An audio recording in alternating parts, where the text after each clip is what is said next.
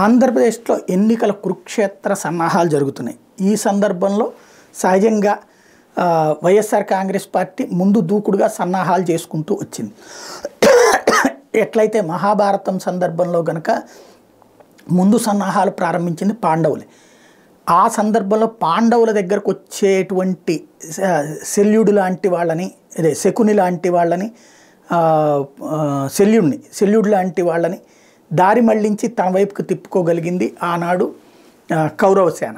అట్లాంటి పరిస్థితులు ఇక్కడ కూడా వైఎస్ఆర్ కాంగ్రెస్ పార్టీకి సంబంధించినటువంటి ఎంపీలుని లేదంటే గనక ఎమ్మెల్యేలని అటుపక్కకి తిప్పుకునే ప్రయత్నం చేస్తున్నది తెలుగుదేశం పార్టీ. అయితే అక్కడ కౌరవసేన అనలేం, తెలుగుదేశం సేన ఇక్కడ ప్రయత్నాలు చేస్తుంది.